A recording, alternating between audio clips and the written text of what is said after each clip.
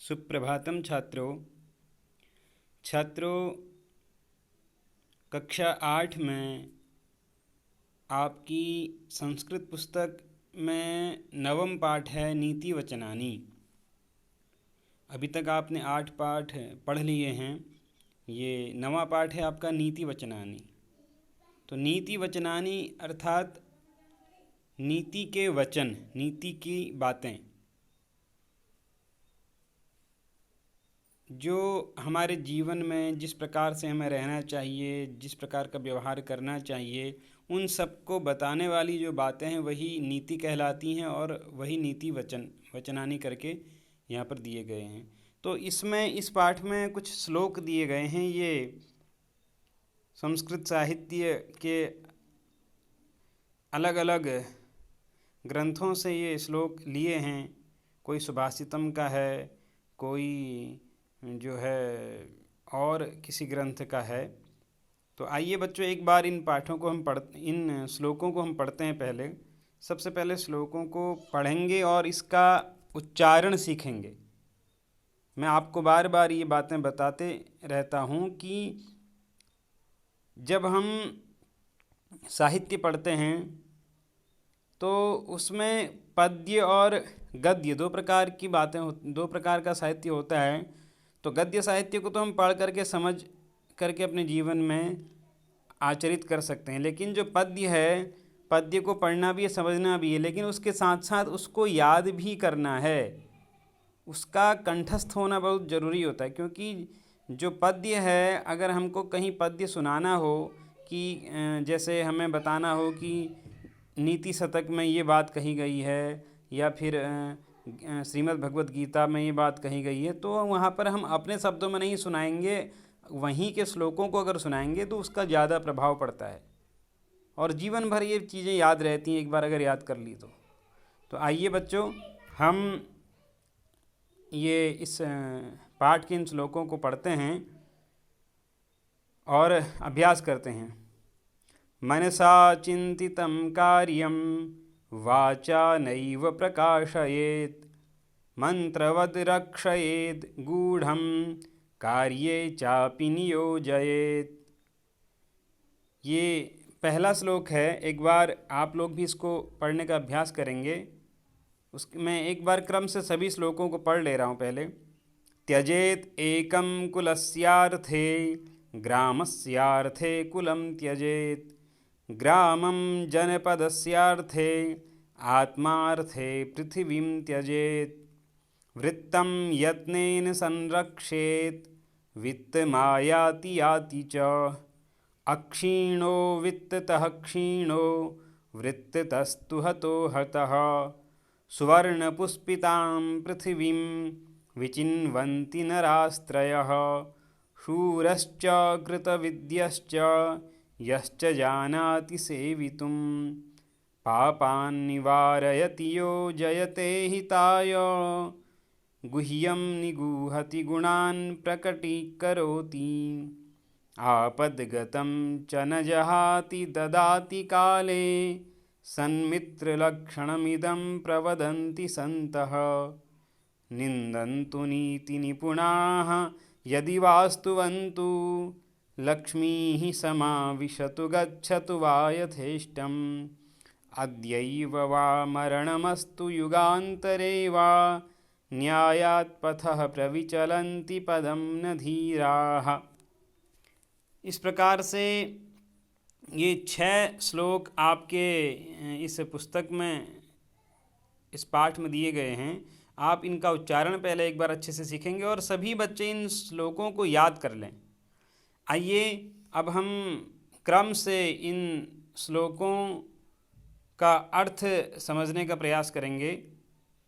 तो बच्चों सबसे पहले है मनसा चिंतितं कार्यं वाचा नैव प्रकाशयेत्, अर्थात मन से सोचा हुआ कार्य कभी भी वाणी से बोलना नहीं चाहिए। इसका अर्थ क्या है कि जब जब हम कोई काम सोचते हैं हम बहुत सी बातें सोचते रहते हैं, तो उनको बार बार बोलना नहीं चाहिए।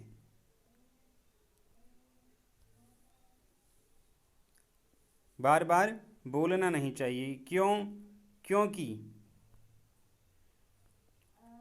अपनी मन की बातें अगर हम पहले ही बोल देंगे कि हमने ये बात सोची है और हम ऐसा करेंगे, और हो सकता है हमसे भविष्य में वो काम न हो, तो लोग केवल हमारी हंसी उड़ाते हैं। तो इसलिए हमें ध्यान देना है कि मनसा चिंतितम कार्यम, हमने जो कुछ भी अपने मन में सोचा है, हम आगे की हमारी योजनाएं जो हैं जीवन की, उनको बार बार दूसरों को बताने की ज़रूरत नहीं होती है। वाचा नैव प्रकाशयेत, वाचा अर्थात वाणी से, वाणी से प्रकाशित न करे। देखिए पहले श्लोक का भी चल रहा है अर्थ, मैं आपको इसका अर्थ बता रहा हूँ बच्चों। मनसा चिंतितम कार्यम वाचा नैव प्रकाशयेत, इतना आपने समझ लिया। उसके बाद मंत्रवद रक्षयेत गूढ़म, अपने मन की सोची हुई बातों को मंत्र की तरह छुपा करके रखना चाहिए। मंत्र था अर्थात जिसको आजकल आप लोग फॉर्मूला कहते हैं, किसी भी कार्य को करने का एक बहुत सोचा हुआ एक जो तरीका होता है, तो मंत्रवद, मंत्र की तरह, जिस प्रकार से हम मंत्रों की को गुप्त रूप से रखते हैं, क्योंकि पहले से ही परंपरा थी, जो हम लोग वेद के मंत्र पढ़ते हैं या जो भी हमको अपने गुरुजनों से सीखने को कुछ मिलता है, आध्यात्मिक विद्याएं मिलती हैं, ये किसी भी व्यक्ति को नहीं बता दी जाती है। इनको बहुत गोपनीय ढंग से इनकी साधना करनी पड़ती है, और जो अच्छा साधक हो उसी को हम केवल बता सकते हैं, सबको नहीं बता सकते हैं। तो इसी प्रकार से हमारी मन की योजनाएं भी हमें मंत्र की तरह छुपा करके रखनी चाहिए। और कार्ये चापि नियोजयेत, और कह रहे हैं कार्य में भी हमें लग जाना चाहिए, या अपने मन से सोचा हुआ जो कार्य है अपने को उस कार्य में हमें लगा देना चाहिए। अर्थात हमने मान लिया, मैंने सोचा है कि मैं अपने जीवन में एक अच्छा डॉक्टर बनूंगा, निस्वार्थ सेवा करूंगा लोगों की, तो हम बनने से पहले ऐसा नहीं कहते कि मैं तो बहुत अच्छा डॉक्टर बनूंगा और मैं तो फ्री में सबको देखूंगा। ये सब कहने की ज़रूरत नहीं है। इससे अच्छा तो ये है हम इस बात को अपने मन में छुपा के रखें, और हम उस अच्छा डॉक्टर बनने के लिए हमें जिस प्रकार का परिश्रम करना है और जितनी पढ़ाई करनी है उस पढ़ाई में हम लग जाएं। तो यही श्लोक का तात्पर्य अर्थ है। अगला श्लोक है त्यजेत एकम कुलस्यार्थे। दूसरा श्लोक है त्यजेत एकम कुलस्यार्थे, और ग्रामस्यार्थे कुलम त्यजेत। ग्रामम जनपदस्यार्थे आत्मार्थे पृथ्वीम त्यजेत। तो देखिए इस श्लोक में बताया गया कि त्यजेत एकम कुलस्यार्थे, अगर आपके कुल में एक कोई ऐसा व्यक्ति है जिसके कारण उस कुल अर्थात वंश, तो आपके कुल में कोई ऐसा व्यक्ति हो गया है जिसके कारण उस कुल की बदनामी हो रही हो या उस कुल की हानि हो रही हो, तो आपको उस व्यक्ति का त्याग कर देना चाहिए। क्योंकि संपूर्ण वंश की रक्षा के लिए अगर एक को छोड़ना भी पड़े तो छोड़ देना चाहिए।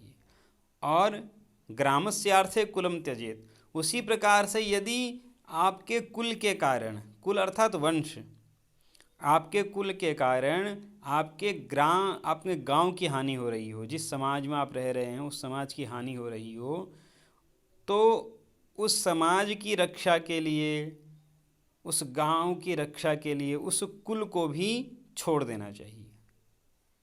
और ग्रामम जनपदस्यार्थे, उसी प्रकार कहा है कि यदि किसी गांव के कारण किसी जनपद, किसी जिले की बदनामी हो रही हो, या किसी गांव के कारण किसी जिले को नुकसान हो रहा हो, तो उस जनपद की रक्षा के लिए उस गांव को भी छोड़ देना चाहिए।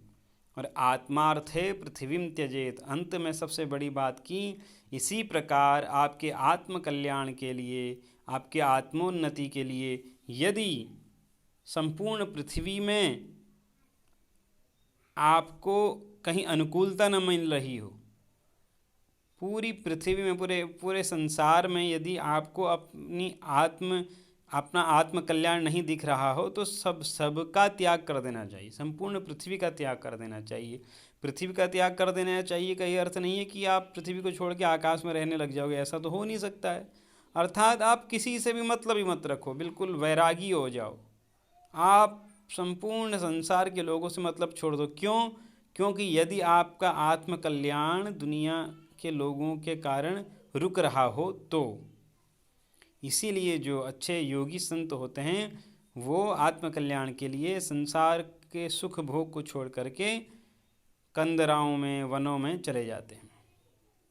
अगला है बच्चों, अगला श्लोक अब हम ये पढ़ तो पहले लिया, उच्चारण कर लिया है, इसका अर्थ समझेंगे।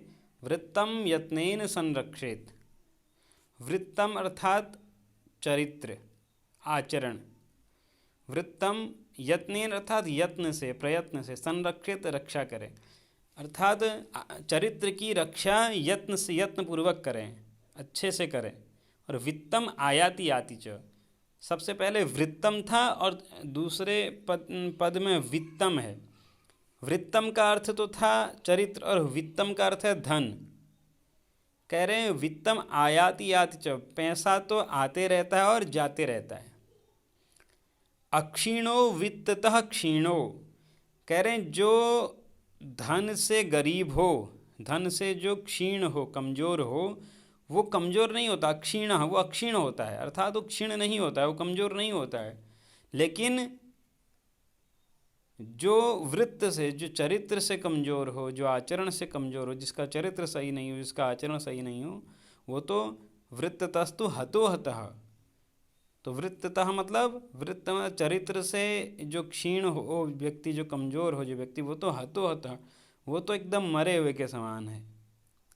तो इस श्लोक से हमें ये समझ में आता है कि हमें अपने व्यवहार, अपने आचरण की किसी भी कीमत में रक्षा करनी चाहिए, केवल पैसे के पीछे नहीं दौड़ना चाहिए। आइए बच्चों, अब अगले श्लोक को देखते हैं। चौथा श्लोक। सुवर्ण पुष्पितां पृथिवीं विचिन्वन्ति नरास्त्रयः शूरश्च कृतविद्यश्च यश्च जानाति सेवितुम्। तो इस श्लोक में कहा गया है कि ये जो पृथ्वी है ये सोने के फूल की तरह है। ये कैसी है? सोने के, पृथ्वी को सोने का फूल समझ लो। सुवर्ण पुष्पिताम, सोने का फूल। और कह रहे इस सोने के फूल को कौन लोग चुन पाते हैं? सुवर्ण पुष्पिताम पृथ्वी मतलब सोने के फूल रूपी जो पृथ्वी है, इस पृथ्वी को विचिन्वन्ति नरास्त्रयः, नराह मतलब लोग, त्रयः मतलब 3 प्रकार के लोग, विचिन्वन्ति मतलब चुनते हैं। इस सोने के फूल रूपी पृथ्वी को 3 प्रकार के लोग ही चुन पाते हैं। कौन कौन? सूरश्च, सूर, कृतविद्यश्च और जिसने विद्या प्राप्त, विद्याध्ययन किया हो, और यश्च जानाति सेवितुम और जो सेवा करना चाहता हो। 3 प्रकार के लोग। एक तो सूर, शूरवीर कहते हैं ना, पराक्रमी। शूर जो शौर्यशाली हो, जो अपनी शूरता से कहीं भी जीत ले सबको। तो शूर व्यक्ति इस स्वर्ण फूल रूपी पृथ्वी का चयन को चुन सकते हैं। और जिन्होंने विद्याध्ययन किया हो, जिन्होंने ज्ञान अर्जित किया हो, वो लोग इस सोने के फूल को प्राप्त कर सकते हैं। और या फिर यश्च जानाति सेवितुम, जो सेवा करना जानते हैं। तो 3 प्रकार के लोग ही सोने के फूल रूपी पृथ्वी का चयन कर पाते हैं। बाकी सभी लोग जिंदगी भर क्या करते हैं? अपनी 2 रोटी कमाने के लिए ही घिसते पिटते रहते हैं। तो हमें तीनों में से कोई एक प्रकार की योग्यता प्राप्त करनी है। या तो हम शौर्यशाली हों, पराक्रमी हों, या हम विद्याध्ययन करके खूब ज्ञानी बने किसी भी विषय में, या फिर हम किसी अच्छे व्यक्ति की सेवा करने का प्रयास करें। सेवा का भी बड़ा फल मिलता है। आइए अगले श्लोक का अर्थ समझते हैं। पापान निवारयति यो जयते हिताय। तो पापान निवारयति, इस श्लोक में अच्छे मित्र के लक्षण बताए गए हैं। पहले आप इस श्लोक के सामान्य तात्पर्यार्थ को समझिए कि इसमें अच्छे मित्र के जो लक्षण होते हैं वो बताए गए हैं। तो अच्छा मित्र क्या करता है? पापान निवारयति, पापों से दूर करता है, गलत कार्यों से दूर करता है अपने मित्र को। और योजयते हिताय, और अच्छे अच्छे कार्यों में लगाता है। अर्थात जो अच्छे लोग होते हैं, जो अच्छे दोस्त होते हैं, वो कभी भी अपने मित्र को गलत कार्यों में नहीं लगाएंगे। पापान निवारयति अर्थात पापों से दूर करेंगे, गलत कार्यों से दूर करेंगे। और योजयते हिताय, और अच्छे कार्यों में लगाएंगे। गुह्यम निगूहति, और अपने दोस्त की गुप्त बातों को वो लोग छुपाते हैं। ऐसा नहीं कि अपने मित्र की जो गुप्त बातें हैं उनको सबको बता दो। जो आपका सन्मित्र होगा, अच्छा मित्र होगा, वो आपकी गुप्त बातों को हमेशा गुप्त ही रखेगा। और गुणान प्रकटित करोति, और अच्छा मित्र अपने मित्र के गुणों को, मतलब अच्छी आदतों को बताता है लोगों को कि मेरा मित्र तो इस प्रकार की आदत वाला है। और फिर क्या कह रहे हैं? आपत गतम च न जहाति, कह रहे हैं आपत्ति काल में वो अपने मित्र का त्याग नहीं करता है। आपदगतम च न जहाति ददाति काले, तो समय आने पर सब कुछ देता है। आपत्ति के समय त्याग नहीं करता है, और समय आने पर जो भी जरूरत पड़े उसको देता है। तो सन्मित्र लक्षणमिदं प्रवदन्ति संतः। तो कवि ने ये लिखा है कि जो संत लोग हैं, जो सज्जन लोग हैं, वो सन्मित्र के इस प्रकार के लक्षण बताते हैं। सन्मित्र लक्षणम इदम, कह रहे हैं इस प्रकार के लक्षण अच्छे मित्रों के लिए बताए गए हैं सज्जनों के द्वारा। आइए अब अंतिम श्लोक का अर्थ समझते हैं। 6 श्लोक में से आपने 5 का अर्थ समझ लिया है। अंतिम श्लोक है, निंदन्तु नीति निपुणाः यदि वास्तुवन्तु लक्ष्मी समाविशतु गच्छतु या वा यथेष्टम। इस श्लोक में ये बताया गया है कि जो धीर धैर्यशाली लोग होते हैं, जो बुद्धिमान लोग होते हैं, वो क्या करते हैं? उन्हें समाज के किसी प्रकार का भय नहीं होता है। तो निंदन्तु नीति निपुणाः अर्थात नीति में निपुण लोग, नीति को जानने वाले लोग चाहे उनकी निंदा करें, उनको तब भी कोई डर नहीं होता है। और यदि वास्तुवन्तु, कोई अच्छे लोग, नीतिज्ञ लोग, नीतिवान लोग उनकी स्तुति करें तब भी उनको कोई अंतर नहीं पड़ता है। लक्ष्मी ही समाविशतु, लक्ष्मी स्वयं उनके पास आकर के बैठ जाए तब भी उनको कोई अंतर नहीं होता है। और गच्छतु वा यथेष्टम, लक्ष्मी उनसे दूर चले जाए तब भी उनको कोई फर्क नहीं पड़ता है। अद्यैव वा मरणमस्तु, आज ही उनकी मृत्यु हो जाए तब भी उनको कोई फर्क नहीं पड़ता है। युगांतरे वा, और युगों युगों तक वो जिंदा रहें तब भी उनमें कोई अंतर नहीं आता है। किस प्रकार का अंतर नहीं आता है? तो न्यायात पथः प्रविचलन्ति पदम न धीरा, कह रहे हैं वो लोग न्याय के पद से, न्याय के मार्ग से कभी भी अपने पैरों को विचलित नहीं करते हैं। जो धीर पुरुष होते हैं वो न्याय के मार्ग से कभी भी, न्याय का मार्ग अर्थात जो जीवन में उचित हो, जो शास्त्रों में कहा गया हो, उन्हीं बातों के अनुसार वो अपने जीवन में रहते हैं और किसी के साथ भी गलत प्रकार का व्यवहार नहीं करते हैं। चाहे उनकी कोई निंदा करे, चाहे उनकी कोई स्तुति करे, चाहे लक्ष्मी स्वयं उनके पास आ जाए, चाहे लक्ष्मी उनसे दूर चले जाए, चाहे वो आज ही मर जाए, चाहे वो युगों तक जीवित रहें, वो कभी भी न्याय के मार्ग से विचलित नहीं होते हैं। तो छात्रों, आपको मैंने ये 6 के 6 श्लोक पढ़कर भी सुनाए और इनका अर्थ भी किया। आप आज पहले इन श्लोकों को अच्छे से पढ़ना सीखेंगे इस वीडियो को सुन करके, उसके बाद इसका अर्थ समझेंगे। फिर आगे आते हैं इसकी व्याख्या में। हम लोग इसकी व्याख्या करेंगे, नहीं, इसका अभ्यास कार्य करेंगे। व्याख्या तो कर दी, अर्थ आप समझ गए हैं। अब इसका अभ्यास कार्य देखिए। अभ्यास कार्य में ये सबसे पहले शब्दार्थ लिखे हुए हैं, शब्दार्थ आप लोग एक बार पढ़ लें, लेकिन उससे अच्छा है कि जो मैंने व्याख्या की है उसको ध्यान से समझें। सबसे पहला अभ्यास है पाठे दत्तानाम पद्यानाम स्वरवाचनम कुरुत। तो ये काम तो मैंने आपको दे ही दिया, अर्थात पाठ में दिए हुए जो श्लोक हैं उनका सस्वर वाचनम कुरुत, उनका सस्वर वाचन करिए, मतलब उनको स्वर से बोलना सीखिए। दूसरा जो अभ्यास है उसमें रिक्त स्थान की पूर्ति करनी है। इसमें भी बहुत कठिन नहीं है, आपको श्लोक ध्यान से वहाँ पढ़ने हैं और उसके बाद यहाँ दो दो शब्द दिए भी हैं किनारे पर, आपको इन्हीं में से करना क्या है, इन्हीं में से आपको ये है, आपको इन्हीं में से एक एक शब्द चुन करके लिखना है। जैसे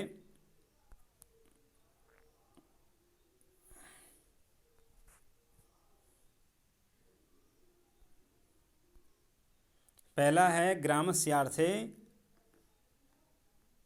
ग्रामस्यार्थे क्या, तो यहाँ पर दो चीज़ें दे रखी हैं, कुलम त्यजेत। ग्रामस्यार्थे कुलम, तो पहला वाला लिखेंगे अब कुलम। उसके बाद वृत्तम यत्नेन संरक्षेत, वृत्तम आएगा। उसके बाद है पापा निवारयति योजयते हिताय। उसके बाद आएगा न्यायात पथः प्रविचलन्ति पदम न धीराः।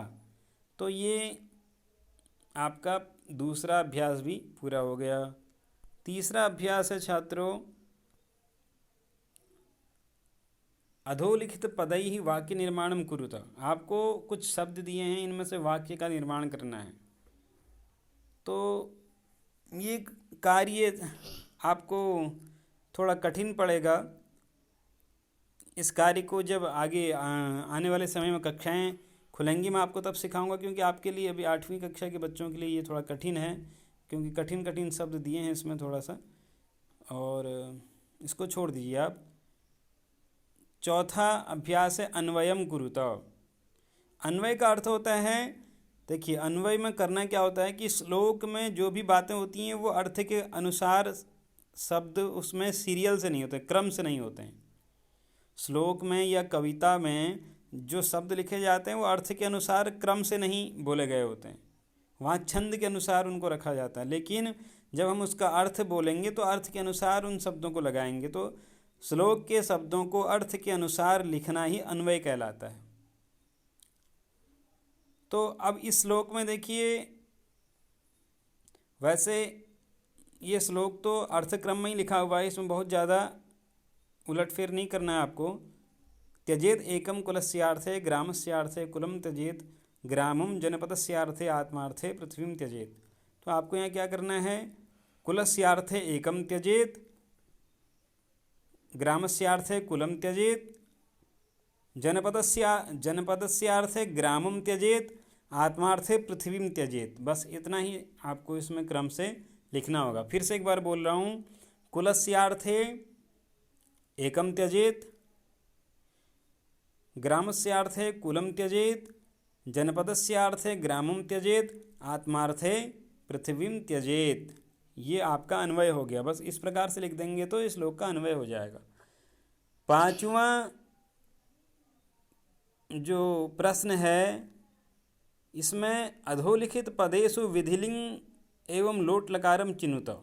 देखिए कुछ वाक्य दिए हैं, इन वाक्यों में विधिलिंग लकार का और लोट लकार का जो रूप है वो आपको चुनना है। इसके लिए आपको सबसे पहले क्या करना है, आप लोग अपनी इस जो आपकी आमोदिनी पुस्तक है इसके सबसे अंतिम में क्रिया रूप लिखे हुए हैं, गच्छति के या पठति के किसी एक क्रिया के रूप लिखे होंगे, उसमें विधिलिंग लकार और लोट लकार के रूप कैसे बने हैं ये थोड़ा देखना आप लोग। फिर आप यहाँ से देखिए उसी प्रकार के रूप यहाँ भी हैं, क्रिया अलग अलग हो सकती हैं लेकिन रूप एक जैसे होंगे। जैसे निंदन्तु, तो निंदन्तु ये जो है निंदन्तु ये यहाँ आएगा, फर्स्ट पहला वाला यहाँ आएगा। उसके बाद रक्षयेत, रक्षयेत यहाँ आएगा। उसके बाद त्यजेत, ये भी विधिलिंग लकार का यहाँ आएगा। गच्छतु यहाँ आएगा। पठेयुः यहाँ आएगा। तो ये आपको ध्यान देना है। रक्षयेत, त्यजेत और पठेयुः ये विधिलिंग लकार के हैं। निंदन्तु और गच्छतु ये लोट लकार के हैं। तो इस प्रकार से आपका ये अभ्यास पूरा हुआ। अब अगला छठा अभ्यास है अधोलिखितम पद्यम सुलेखे लिखत, अर्थात ये जो श्लोक लिखा हुआ है इसको अच्छी लेख में लिखो। सुंदर सा पोस्टर बना सकते हैं आप कॉपी में, एक अच्छा सा श्लोक सूक्ति जैसा अच्छे रंग से इस श्लोक को लिख सकते हैं। इस प्रकार से आप 6 के 6 अभ्यास करेंगे। और फिर यहाँ छोटी सी बातें कुछ आपके इस पृष्ठ के अंत में दिए गई हैं। आप छोटी छोटी बातें संस्कृत में बोल सकते हैं। ये दो लोगों की आपस की बातें हैं। आप इसको एक बार हिंदी भी लिखिए, इसको पढ़ें और इसको समझ करके आपस में व्यवहार करने का प्रयत्न करेंगे। धन्यवाद छात्रों। तो आज इतना ही। इसके बाद अगले पाठ के साथ फिर आपसे मिलते हैं। आप लोग इसका अभ्यास कार्य जरूर कर लें। मैंने अभ्यास के आपको संपूर्ण श्लोकों की व्याख्या भी करा दी और अभ्यास भी इसमें समझा दिया है। धन्यवाद।